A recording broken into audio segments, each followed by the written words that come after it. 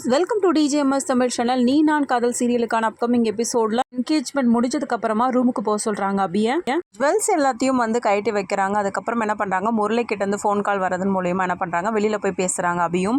எதுக்காக இங்க வந்திருக்க அப்படின்னு சொல்லிட்டு அபி ரொம்பவே கோவமா பேச, என்னால நீ இல்லாம வாழவே முடியாது, என்னால வர முடியாத ஒரு சூழ்நிலையில இருந்தேன் அப்படின்னு சொல்லிட்டு சொல்றாரு. முடிஞ்சா எனக்கு கல்யாணம், தயவு செய்து இங்க இருந்து போறீங்களா அப்படின்னு சொல்லிட்டு அபி கேட்க, இல்லை முரளி வந்து அபியை வந்து நெருங்கி வந்து பேச, இதை வந்து மேல இருந்து என்ன பண்றாரு, ராகவ் பார்த்துடுறாரு. இதை பார்த்து ரொம்பவே அதிர்ச்சியானது மட்டும் இல்லாம கீழே இறங்கி ஓடி வர, அந்த சமயத்துல ஏதோ ஒரு வாழ்க்கை என்னால நினைச்சு கூட பார்க்க முடியாது அப்படி இப்படின்னு சொல்லிட்டு பேசும்போது தவறுதலா புரிஞ்சுக்கிறாரு ராகவ்.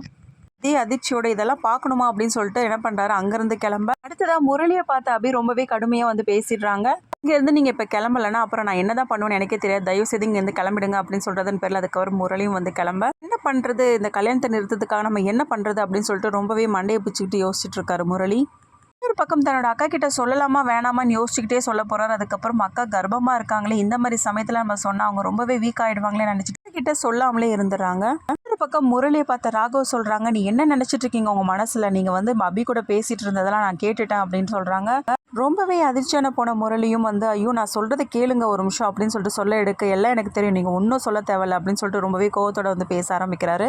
உங்களால எப்படி எங்க அக்காவுக்கு துரோகம் பண்ண முடிஞ்சது, அப்ப இவ்வளவு நாளா நீங்க வந்து எங்க அக்கா கிட்ட நடிச்சிட்டு இருந்தீங்களா, ஆனா நான் உங்களை சும்மாவே விட மாட்டேன், உங்களை மட்டும் இல்லாம அந்த அபியும் சேர்த்து தான் சொல்றேன். முரளியோட மனசுக்குள்ள தோணுது, என்ன இவன் இப்படி பேசிட்டு இருக்கானே, அபி வந்து என் மேல விருப்பப்படுற மாதிரி எல்லாம் பேசிட்டு இருக்கா, எல்லாம் நல்லதா தான் போச்சு அப்படின்னு சொல்லிட்டு பேச ஆரம்பிக்கிறாரு. ஆமா, அபி இல்லாம என்னால இருக்கவே முடியாது.